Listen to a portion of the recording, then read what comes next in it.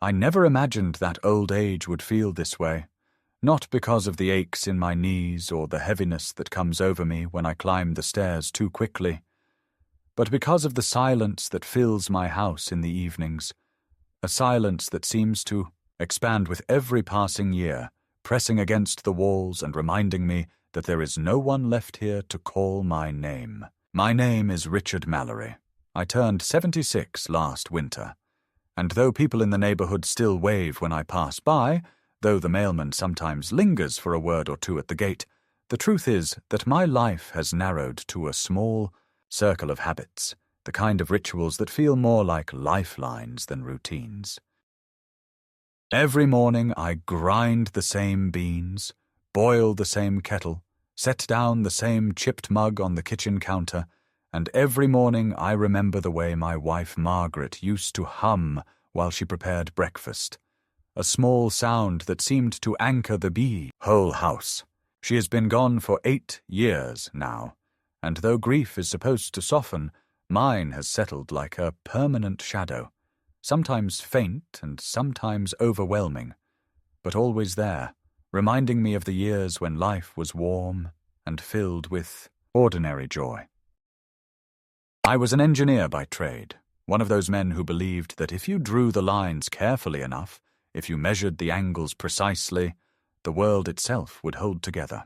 For 4 decades I worked with bridges, tunnels, structures that were meant to endure, and I carried that same belief into my family life, thinking that with enough discipline, enough effort, the bonds between father and daughter would be as firm as steel. My daughter Elaine was the pride of my life, a child who loved books more than toys, who asked questions about everything, who once told me she wanted to build towers taller than the clouds. I thought our relationship was solid. Even after Margaret died and the house grew quieter, I told myself that at least I still had Elaine, her husband Daniel, and the 2 grandchildren who, though distant, were still blood of my blood. Yet over the years I began to notice that I was invited less often, that phone calls grew shorter, that my presence at family gatherings felt less like joy and more like obligation. I explained it away, telling myself they were busy with careers, with raising children, with managing a house in the suburbs that seemed to demand endless repairs. But there were moments when I caught an expression in Elaine's eyes, something cold and measuring, as if she were already calculating the cost of keeping an aging father close. Still, I held on to hope, because what else can a widower hold on to if not the dream that family remains family, that the bond of blood will not be traded for convenience. I told myself that if I remained generous, if I offered help when asked, if I smiled through the dismissive jokes about my memory lapses or the condescending remarks about my outdated clothes, then perhaps I would be included. Perhaps I would be seen, not as a burden, but as the man who once carried them through years of hard work and sacrifice. My savings were comfortable, nothing extravagant, just the accumulation of a life spent working and denying myself luxuries, and when Elaine hinted that tuition costs were heavy or that the roof needed replacement, I always found a way to help. Each check I wrote felt like a tether tying me to her life, and even though gratitude was thin, I convinced myself that love would return, that one day she would look at me not as an aging obligation, but as her father. Lately, however, the doubts have grown heavier. There are mornings when I sit at the kitchen table staring at the wall clock, listening to its measured ticking, and wonder whether Elaine still sees me as Richard the father or simply as Richard the account number. I notice how she looks at my house, the only real possession I have of value, a modest 2-story place with peeling paint but solid bones, and how Daniel's eyes linger on the garage where I keep the few things that still matter to me. When they visit, which is not often, their smiles feel rehearsed, their conversations rushed, as though they are already halfway out the door. And yet, despite all the signals, despite the gnawing suspicion that I am being slowly pushed to the margins of their world, I cling to hope with a stubbornness that surprises even me. Perhaps it is because I cannot bear to admit that I might outlive my place in my own family, that I might become, as the man next door once said about his father, someone to be managed rather than loved. In the evenings I walk through the rooms, touching the furniture that Margaret and I chose together, the curtains she sewed by hand, the photographs of a life that once seemed secure. I pause at the mantel, where a framed picture of Elaine as a child still stands, a gap-toothed smile beaming with a trust so pure it makes my chest ache. I remember the nights I stayed up late helping her with school projects, the afternoons at the park where she insisted I push her higher and higher on the swings, her laughter rising into the summer sky. I remember how Margaret would stand at the window, smiling at the sight of us, her hands folded around a cup of tea, as if to say, "This is happiness. This is what we built." I hold on to those memories as if they were proof that what is happening now cannot be real, that betrayal cannot grow from soil that once nourished so much love. Neighbors sometimes tell me I should travel, that I should join a community group, or take up new hobbies, and though I nod politely, the truth is that I no longer crave adventures. What I crave is belonging, the simple comfort of being called upon, of being needed not for my money but for my presence. I would trade all the savings, all the possessions, just to hear Elaine say sincerely, "Dad, we want you with us, not because you can give, but because you are you." And so when she recently suggested that I accompany them on a trip, that I might benefit from a change of scenery, I felt something stir inside me, a mixture of hope and suspicion, excitement and dread. Part of me wanted to believe it was a gesture of reconciliation, that my daughter had finally remembered that her father was still here, still alive, still waiting to be included. Another part whispered that there might be something else behind it, some calculation hidden behind the warmth of her voice. But I silenced that part because hope, even fragile and dangerous, is sometimes all an old man has left. I do not know what awaits me, but I know that as I sit in this house filled with memories and shadows, I am willing to risk disappointment just to feel, even briefly, that I belong again. The introduction of an old man's life is not made of dramatic events or grand gestures. It is made of silence, of small rituals, of memories that refuse to fade, and of a desperate yearning for family ties that seem to be slipping away. And perhaps, without realizing it, I am already standing at the threshold of a story I never wanted to live, a story where love and betrayal are so entangled that one cannot be told without the other. The day that would shift the fragile balance of my life began like any other, with the steady tick of the clock in the kitchen and the smell of coffee drifting through the house. But there was an unusual brightness in my chest, the kind of nervous energy that comes when something out of the ordinary is about to happen. Elaine had called the night before with a tone that was unusually warm, almost affectionate, telling me that she and Daniel were planning a weekend trip to the city and thought it would do me good to come along, to stay in a hotel where I would be comfortable, and perhaps even enjoy some time away from the monotonous routine of my little house. She had used words like relax, enjoy, and refresh, phrases I had not heard from her in years, and though my first instinct was suspicion, I pushed it aside because the temptation to believe in her sincerity was too strong. I polished my shoes, pressed my best trousers, and even dug out the old blazer Margaret had once insisted I buy, the one she said made me look distinguished, though I had rarely worn it. I wanted to present myself as someone who belonged, someone who was still capable of walking beside his daughter without embarrassment. When their car pulled into the driveway, the sound of the engine echoing off the garage door, I felt the same anxious excitement I used to feel when Elaine visited during her college years, when she would bring laundry and stories, filling the house with youthful chaos. Daniel barely nodded when I greeted him, his eyes fixed on his phone, fingers tapping with irritation. But Elaine came forward with a quick hug that smelled of perfume and felt more like obligation than affection. Still, I let myself believe that perhaps she had softened. Perhaps the trip was her way of extending an olive branch. They insisted I sit in the back, and I didn't argue, telling myself it was because they wanted me to be comfortable, though the truth was that it made me feel like baggage rather than company.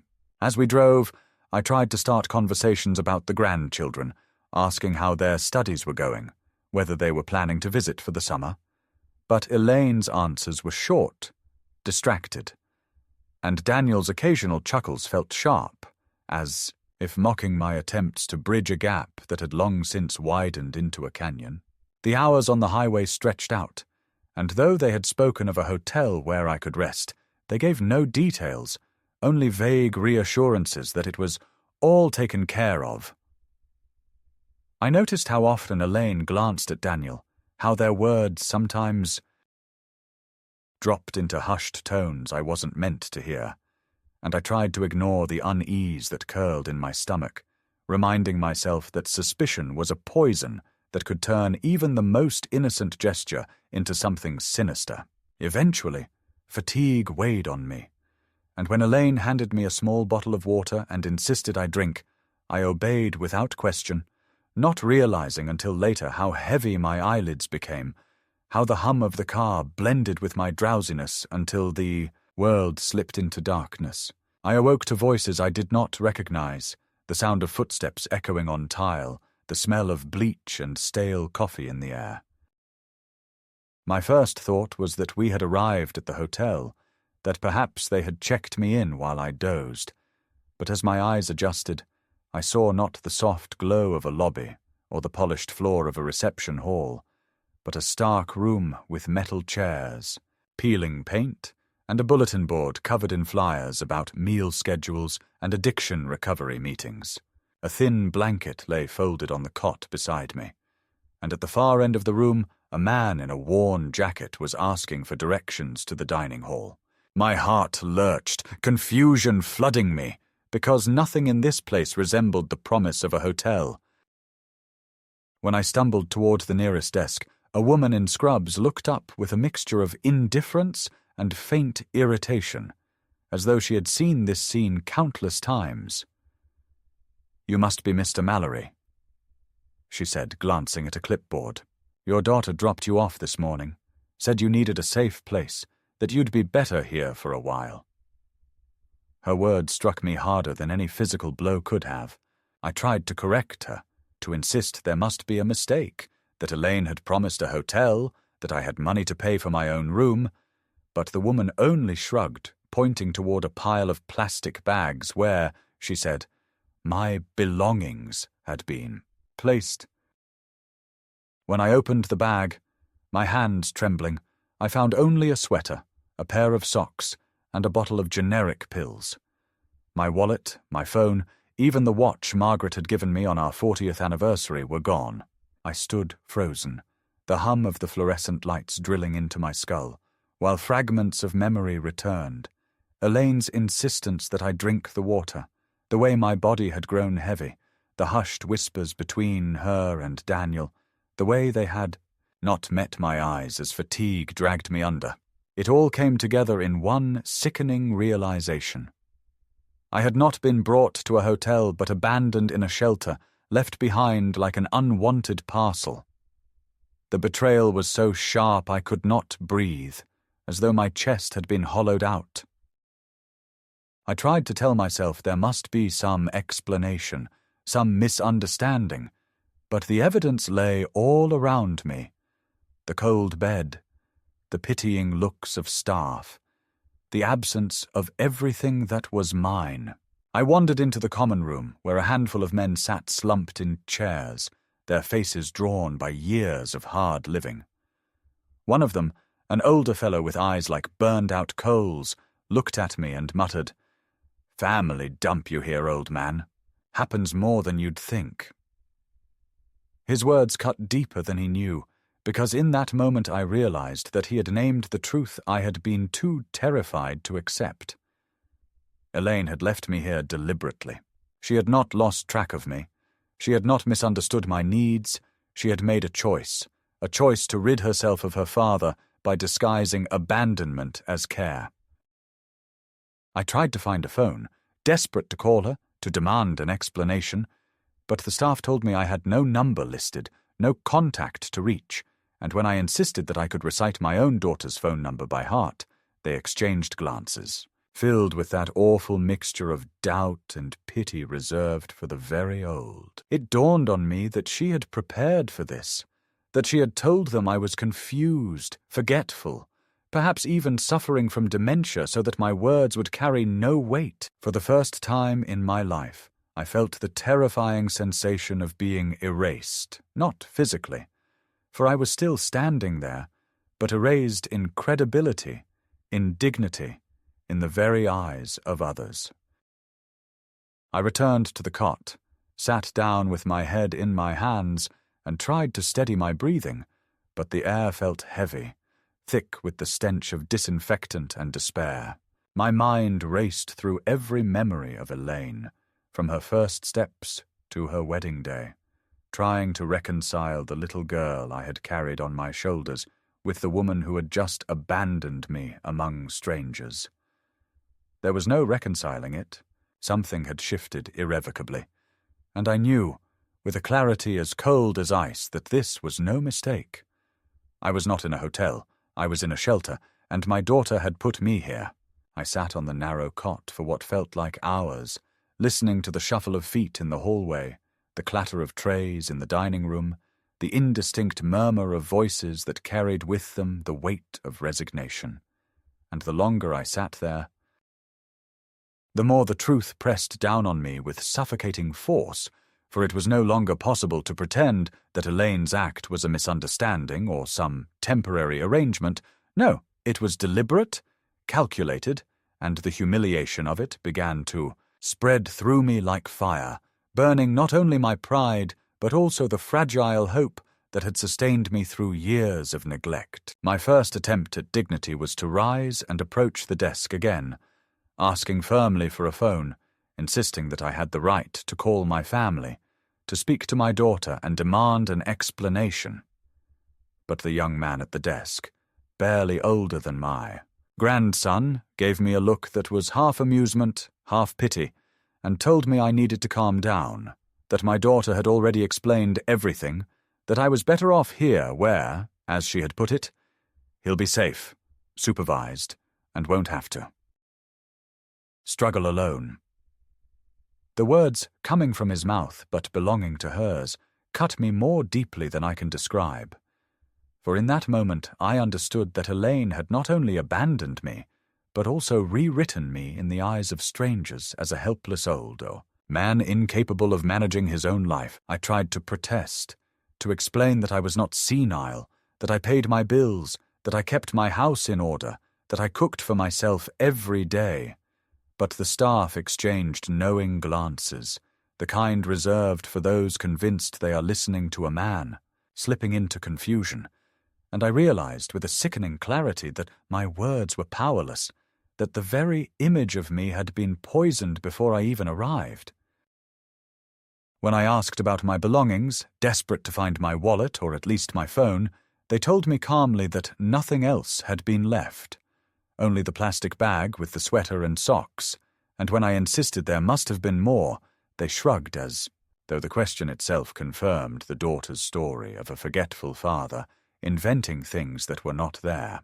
It was then that the true weight of my vulnerability descended upon me, heavier than any physical burden I had carried in all my years, for in a single morning I had been stripped of identity, stripped of resources, and placed in a position where no one would believe my account of what had happened.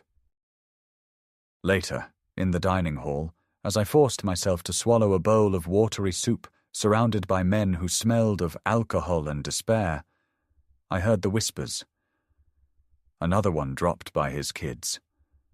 One muttered to another. They all say the same. Confused, can't manage, better here than out there. They did not know my story, yet they knew it perfectly, for it was written in the way I had been delivered to that place. I wanted to shout, to tell them I was different, that I had worked 40 years building bridges that still stood, that I had raised a daughter, paid off a home, lived honorably. But the truth that silenced me was the recognition that I was not different in their eyes. I was just another old man left behind, another burden disguised as a father. That realization was the first true humiliation, sharper even than the moment I had opened the bag to find my possessions gone, because it meant that my daughter's betrayal had already merged me with a category of the discarded. That night, lying on the cot with the thin blanket pulled to my chin, I tried to piece together the logic of what Elaine and Daniel had done. Why a shelter? Why not a nursing home or some assisted living facility? Why this harsh, abrupt abandonment? The only answer that surfaced, heavy and undeniable, was money. A nursing home required contracts, medical evaluations, monthly payments that would trace back to them. A shelter, however, required nothing but a drop-off and a signature on a clipboard. It was free, impersonal, and final. They could rid themselves of me without a cent spent, without responsibility, leaving me to fade quietly into the background noise of society's forgotten. The knowledge curdled inside me, part rage and part despair, and as I turned on the cot, unable to sleep, I remembered the way Elaine's eyes had once lit up when I came home from work, the way she used to climb into my lap and beg for stories, and I asked myself again and again how that child had grown into a woman capable of such cruelty. The next morning I made another attempt at reclaiming myself. I approached the director, an older woman with tired eyes, and told her firmly that I needed to leave, that I was not meant to be there, that I had money and a home, and I simply needed a phone to call my bank. She listened with polite patience, then handed me a form and said, "If you want to leave, you'll need to provide identification or someone to verify your information." Identification. Of course, the very thing Elaine had ensured I no longer had. I explained that my daughter had kept my wallet, that it must have been an oversight, but the woman's look told me she had heard this too many times to believe it. I was trapped in a vicious circle. Without documents, I was no one, and because I was no one, every word I spoke sounded like confusion. That was the second humiliation, a deeper cut than the first, because it revealed the depth of Elaine's planning. She had not only removed me physically from my home, but also stripped me of the tools I would need to reclaim my place. As the day dragged on, I began to sense that some of the staff regarded me with suspicion, as though I were a man caught in denial about his condition, and each time I tried to insist on my competence, their smiles grew thinner, their tones more patronizing. I overheard one of them say to another, "His daughter told us he has memory lapses, insists everything's fine, but he doesn't even remember handing over his wallet." I wanted to scream that it was a lie, that I remembered perfectly, that she had taken it from me while I slept, but to argue would have only confirmed their assumptions. The impotence of that realization was unbearable, and in my frustration I slammed my hand on the table in the common room, which immediately drew wary glances and a warning from a guard to settle down. In that moment I understood that any expression of anger, however justified, would be recorded not as righteous but as symptomatic, proof that I was indeed the confused, unstable man Elaine had described. That was the third humiliation, the cruelest yet, for it meant that even my resistance could be turned against me.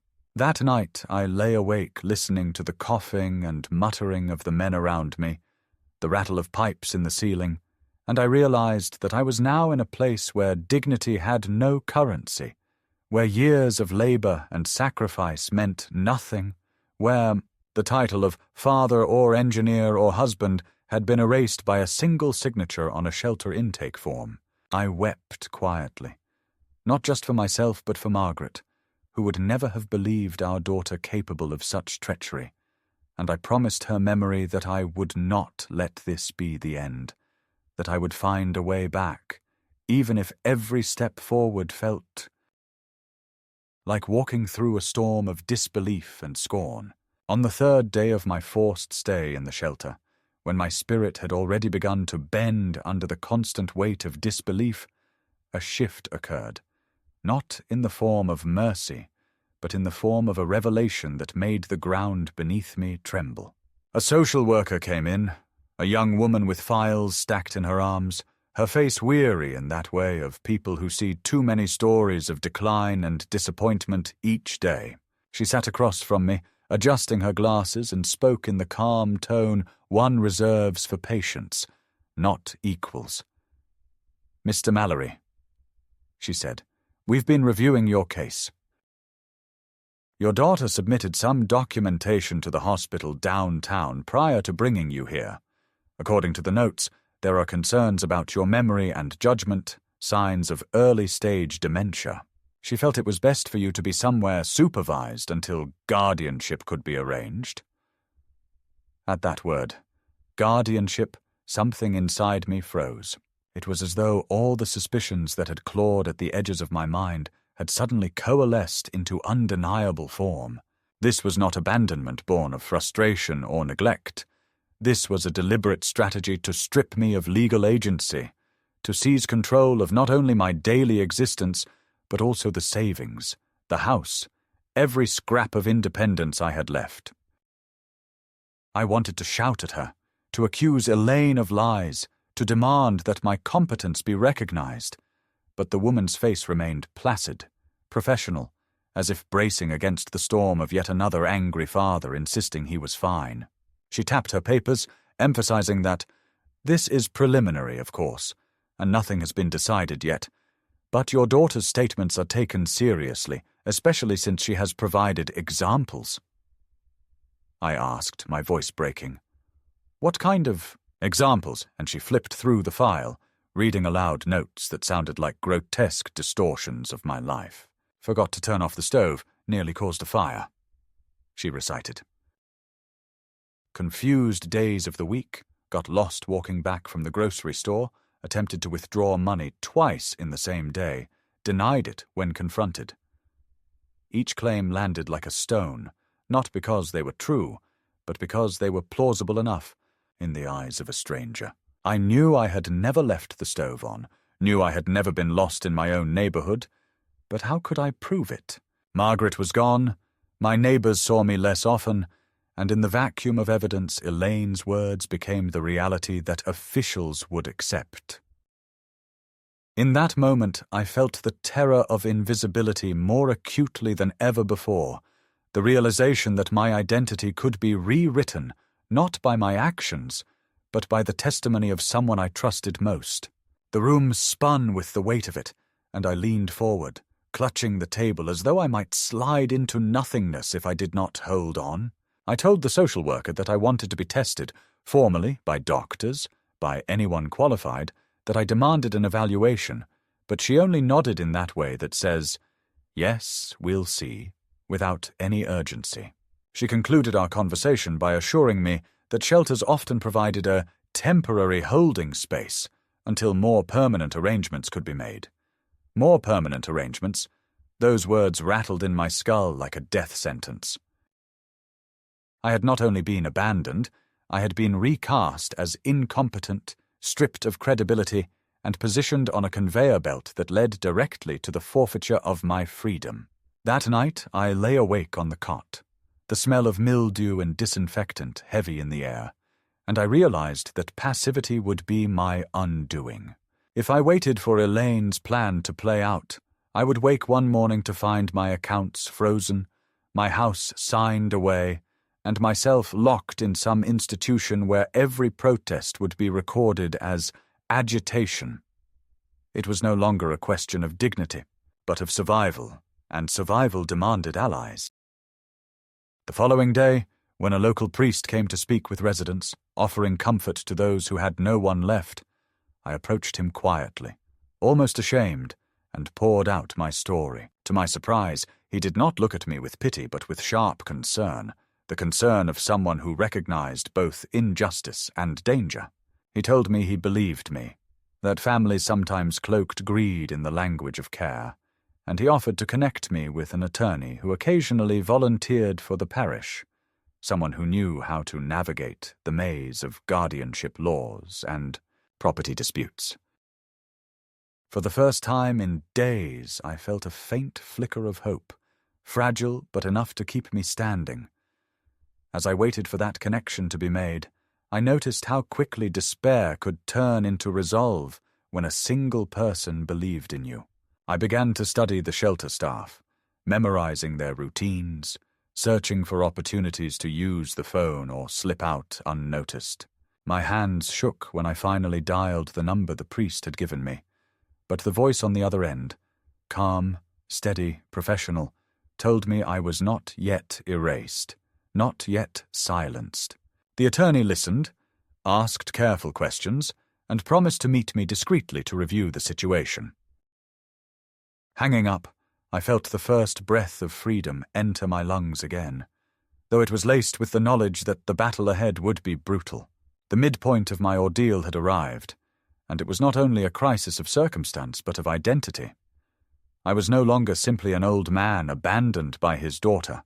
I was a man who had been deliberately recast as incompetent, and unless I fought, that false identity would become permanent. The betrayal was complete, but so too was my resolve, and in that collision of despair and determination, the true story began to take shape. The days that followed unfolded with a grim clarity, as if the veil that had once softened Elaine's intentions had been torn away, leaving me staring directly at the naked machinery of her betrayal. The priest kept his word and arranged a meeting with the attorney, a man named Harris, who, though younger than I expected, carried himself with the steady calm of someone used to listening to tangled stories of family treachery.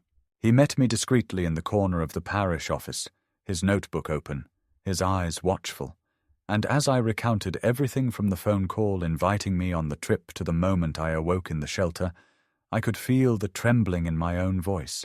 Yet Harris did not interrupt with skepticism or impatience.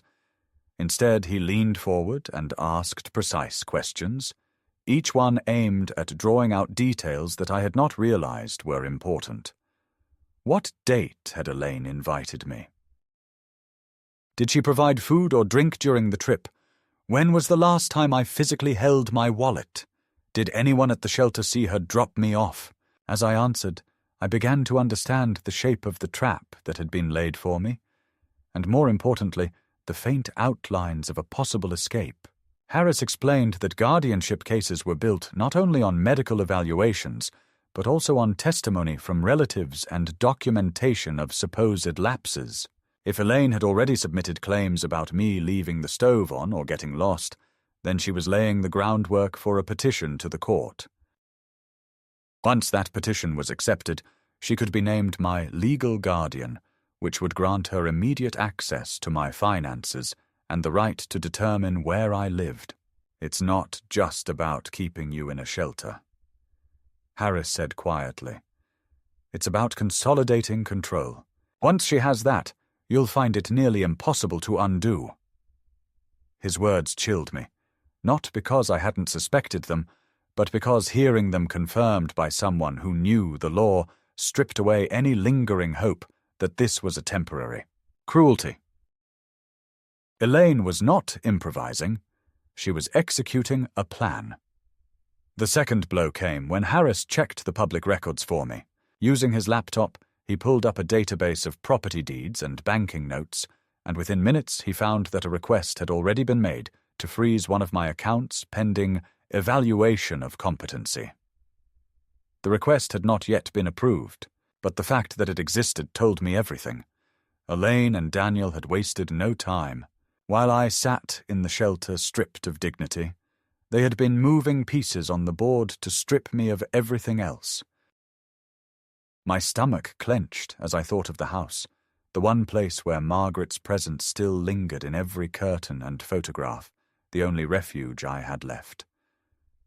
Would they take that too? Harris nodded soberly when I asked. It's likely already in their sights.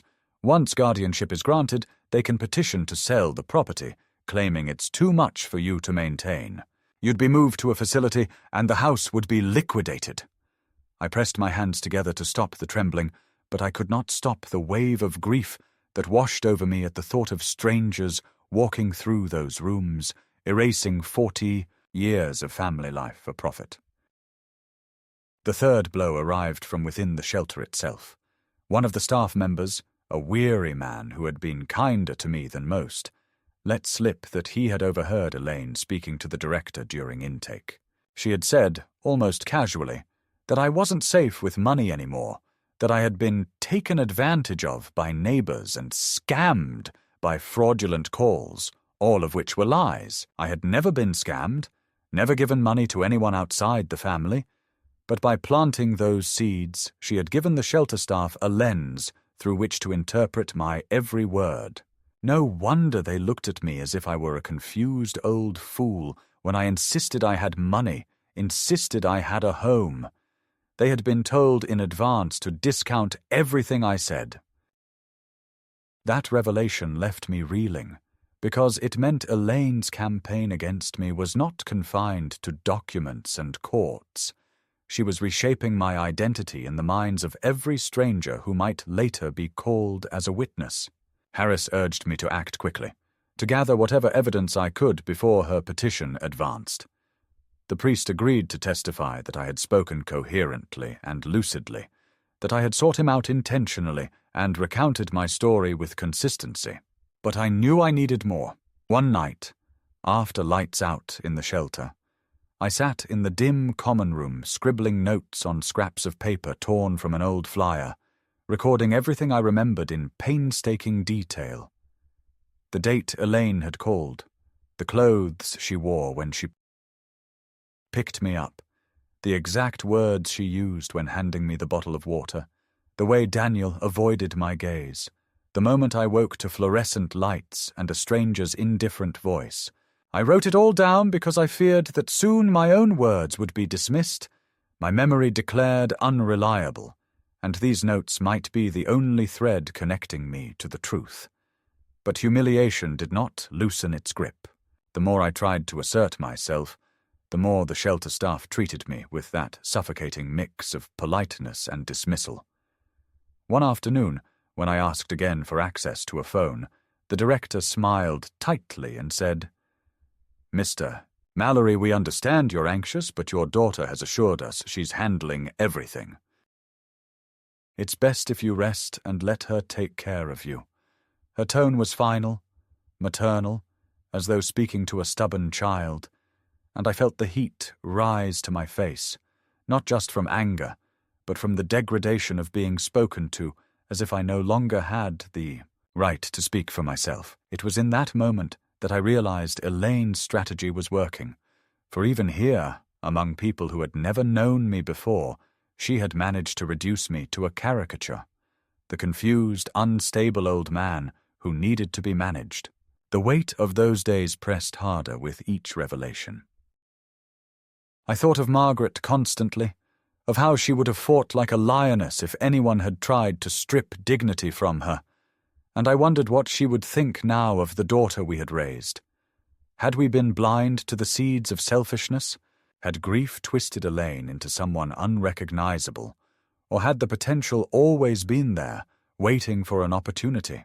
These questions haunted me as I drifted through the routines of the shelter, lining up for meals, listening to the coughs of men who had lost everything long before me, staring at the cracked ceiling above my cot as if it held answers. The final and most crushing escalation came not from Elaine's lies, but from the realization of how thoroughly she had isolated me. When Harris attempted to contact my bank directly to put a hold on any changes to my accounts, he discovered that my contact information had already been altered. The phone number on file was no longer mine, it was Elaine's. The mailing address had been changed to hers as well.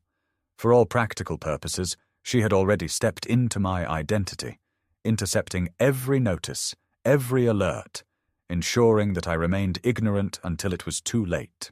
The violation was total, and as Harris explained the difficulty of reversing such changes, I felt as though my very life had been stolen piece by piece while I slept in the back of her car. That night I could not stop pacing the narrow hall outside the dormitory. The other residents muttered at me to quiet down, but I could not. The enormity of what was happening pressed against my skull until I thought it might crack. Elaine was not simply discarding me, she was erasing me. And the worst part, the part that gnawed at my gut and made me tremble with rage, was that she would be believed, while I, the man who had built bridges that still carried thousands of people safely each day, would be dismissed as a senile old fool. That knowledge, cruel and undeniable, transformed my grief into something sharper, harder.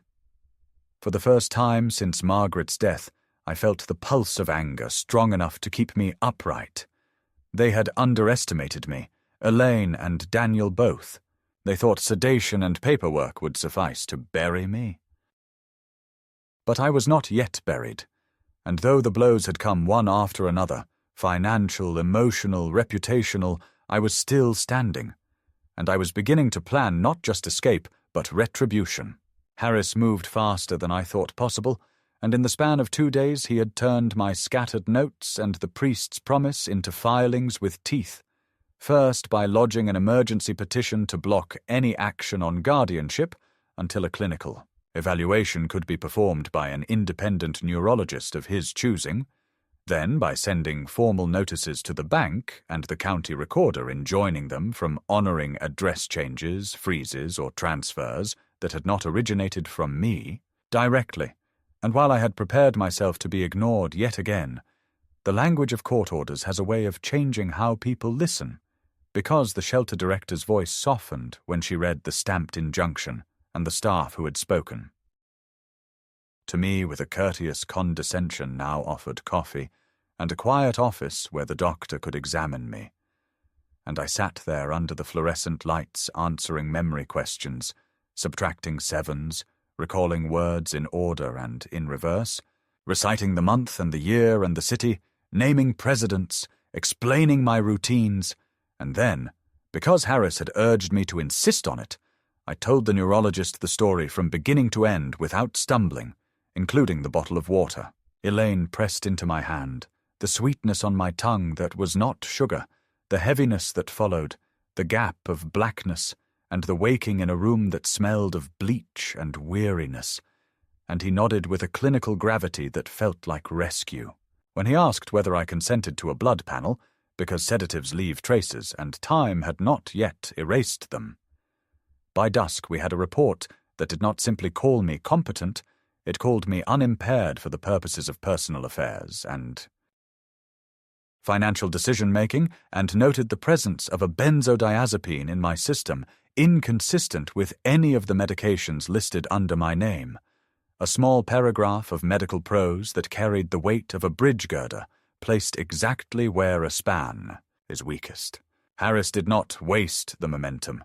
He sent a preservation letter for the shelter's intake logs and video footage, and within hours we were watching a grainy recording on the director's office monitor, where Elaine stood at the desk, hair smooth and voice brisk, signing a form and pointing in my direction, while Daniel hovered behind her with the practiced impatience of a man who wants distasteful tasks over quickly.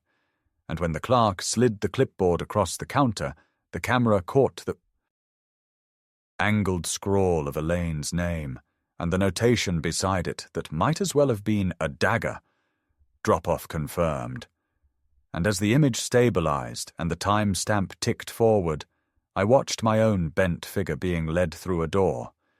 My head, lolling in a way that even I did not recognize as mine, and a sound escaped me that I did not know I had carried. A low animal breath that had no words, because the thing that hurts most in betrayal is not the practical loss, but the proof that the person you loved prepared the moment in advance. Harris copied the footage to a drive and added affidavits to his growing stack, and when he put a hand on my shoulder, he did not promise victory. He promised combat with rules, which in that moment was more valuable than hope. It was late when we left the shelter, almost night, the air holding the faint damp of an approaching storm, and I asked him to take me home, not because I thought it would be safe, but because some part of me needed to stand on my own threshold and refuse to be erased, and as we turned onto my street, the headlights caught the white flank of a moving van nosed into my driveway like a beached vessel, its ramp down, its cargo belly open to the night, and I felt the old engineer in me calculate angles again, not of steel but of consequences, because to step out of the car empty-handed would be to invite another humiliation. And Harris, who seemed to think 3 moves ahead, reached into his briefcase and handed me the temporary order, staying any removal or disposal of my property pending a hearing, and then he phoned the non-emergency police line and spoke with the calm of a man who knew which words open doors. We walked up the drive just as Daniel appeared at the mouth of the van with a box I recognized from the hall closet, the one Margaret had labelled in her careful hand, "Winter Linens," and his expression shifted from bland efficiency to a smile pressed into politeness. And then, seeing Harris and the patrol car rolling to a stop at the curb, to something hard and small, Elaine stood on the porch with a ring of keys and a clipboard, as if cosplaying a property manager. And for an instant I saw the child she had been flicker through her eyes, not with remorse, but with calculation, as she stepped forward and began to speak first, telling the officers that her father was confused, that she was in the middle of relocating him to a safe place, that we should keep voices down because agitation was a symptom and she didn't want to upset me. But Harris lifted the order like a mirror, and her words died when she caught her own outline reflected in the stamp and the signature. Then he handed the second page to the sergeant, who read faster than I expected, and signalled his partner to stand between the van and the front door, and I, who had been turned into a case file and a diagnosis and a problem to be solved, stepped next to Harris and spoke in a voice I hardly recognized as mine, slow and even but carrying to the sidewalk, that they would put the boxes down, that they would hand me the keys, that they would return my wallet and my watch and the folder from the desk where I kept the house papers, and that there would be no more lies told about fires and lost streets, because the doctor's report and the video and the shelter log said what needed to be said, and the rest I would say for myself. Elaine's mouth tightened, and for a moment her mask slipped, and the old resentment flared, the kind that believes love is a ledger and childhood a debt unpaid, and she tried one last maneuver, telling the sergeant that the guardianship papers were already in motion, and that for my safety it would be best if she retained custody of certain documents until the court could sort things out. But Harris had anticipated it and produced the neurologist's letter along with the injunctions, which together formed a gate she could not push through, and the sergeant, who had surely stood on too many porches like mine, said with weary finality that the law for this night was clear, that property would not be removed, that the keys would be returned to the legal owner, that any dispute would proceed through the morning docket, and when Daniel muttered that this was ridiculous and started to shoulder past with the box, the partner shifted a step, and the sound of the cardboard settling back onto the ramp might as well have been a verdict. I asked for my watch, not because of its monetary value, but because Margaret's hand had fastened it around my wrist the day we cleared our mortgage. And when Elaine hesitated, I felt something rise in me like a tide. Not anger now, but a steadier force, the refusal to let her write the end of my life as a footnote to her convenience. And I said her name the way I used to when she was little and about to step into the street without looking both ways, and she reached into her pocket and placed the watch in my palm with an expression I could not read, part contempt and part fear of a mirror that shows you a face you don't want to admit is yours. Inside the house the air was wrong. The modest order I kept bent into a shape that did not belong to me.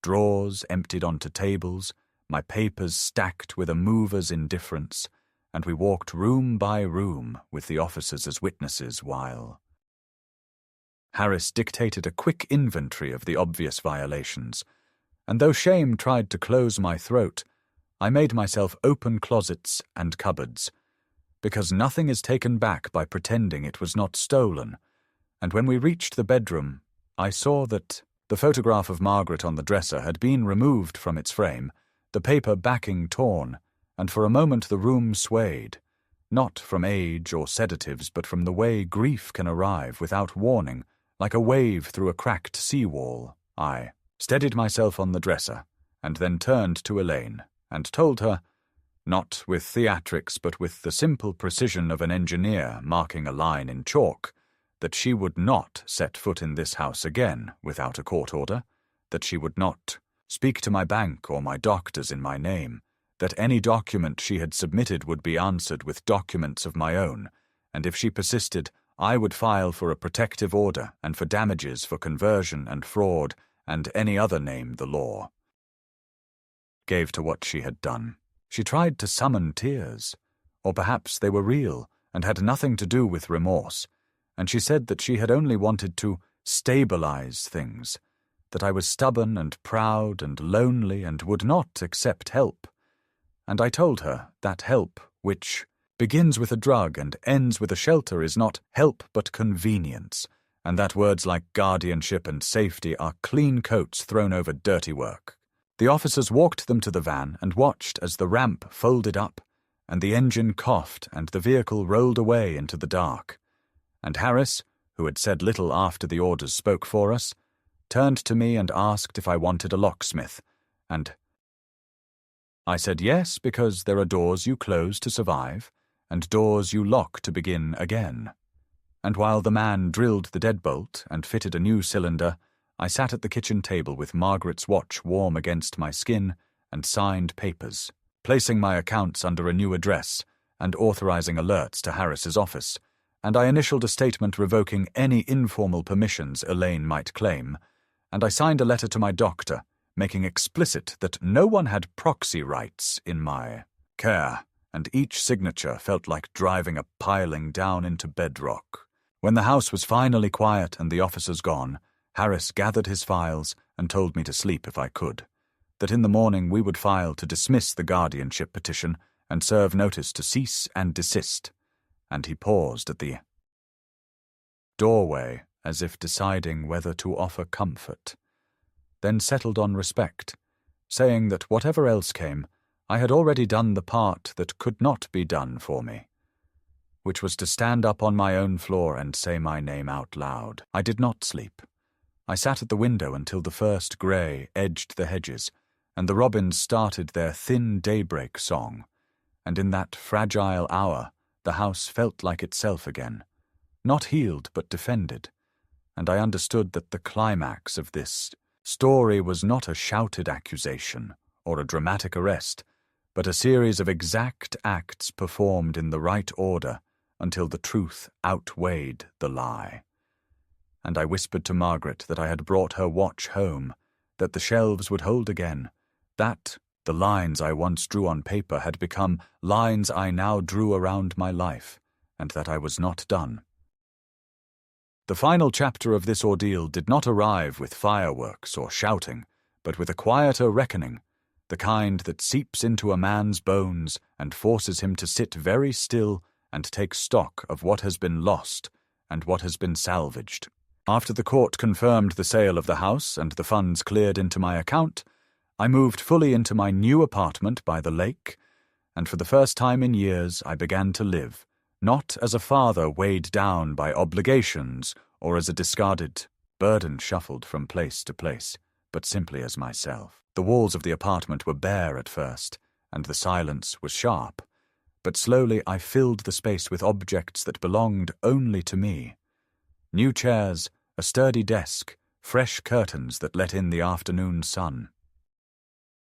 I placed Margaret's photograph by the window, where the light caught her smile every morning, and though the ache of her absence never left, it no longer crushed me beneath its weight. Instead, it reminded me of the love I had once been given freely, without calculation or demand, and that reminder was enough to carry me through the lonelier hours. Elaine and Daniel tried once more to reach me. Letters came, half threatening and half pleading, promising reconciliation one day and accusing me of betrayal the next. I read them once and then burned them in the sink, watching the smoke curl upward like ghosts best left behind. They had already taken enough of my time, enough of my spirit. I would not let their words colonize my new life. I knew they might circle back again. That resentment and greed are hungers that never truly die. But I had locked my doors, changed my numbers, and, more importantly, I had changed the place they held in my heart, from central to non-existent. That was a door they could no longer force open. At first, the quiet of independence was disorienting. I had lived so long under the shadow of being someone's father, someone's provider, someone's mark for exploitation, that the absence of those roles felt almost like emptiness. But with time, the quiet became a gift. I joined a small reading group at the library, found myself speaking with neighbors about gardening and history, and on Sundays I sat in the back pew of the parish, where the priest had first believed my story when no one else would. He shook my hand firmly each time, as if reminding me that belief, once given, can save a man from disappearing. And I found, to my own surprise, that I laughed more easily than I had in years, laughed without waiting for the sting of mockery to follow.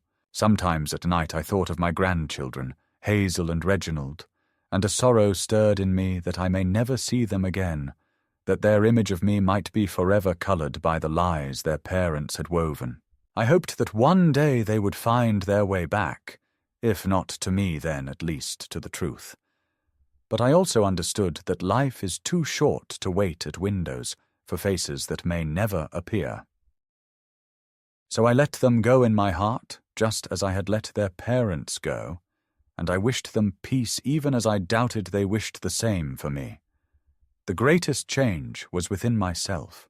For years I had believed that age meant only decline, that I would shrink into a smaller and smaller life until it ended in silence. But this ordeal, cruel as it was, had pulled me back into a sharper kind of living. It forced me to fight, to speak, to reclaim my own name, and in doing so it gave me back a dignity I had almost forgotten I possessed. I was no longer simply surviving the absence of family. I was choosing the presence of self-respect. That was a different kind of wealth, one that Elaine and Daniel could never touch no matter how many signatures they forged or stories they invented. On the evening the sale was finalized, I sat by the lake as the sun went down, the water catching fire in streaks of red and gold. I thought of Margaret and whispered to her as I often did, telling her that the house was gone, that the accounts were safe, that her watch still ticked on my wrist, keeping time not only for me, but for the promise I had made to her to stand tall, even in her absence. I told her that the chapter with Elaine was closed, that I had not let our daughter bury me alive, and that though I carried sorrow, I also carried pride. The wind shifted, rustling the reeds, and for a moment it felt like her answer, not in words, but in the warmth of the evening itself. I did not win a family back, and I did not emerge unscarred. But I did win something more honest, a life that belonged to me again. I understood now that blood alone does not define family, that love is measured not in words spoken at crowded tables, but in the choices made when no one is watching. Elaine chose betrayal. I chose survival. And survival, when seasoned with clarity, becomes its own quiet form of victory. So the story ends not with reunion or forgiveness, but with a man who refused to vanish. I sit in my chair, watching the lake shift with the seasons, knowing that I am still here, that I am still myself, and that is enough.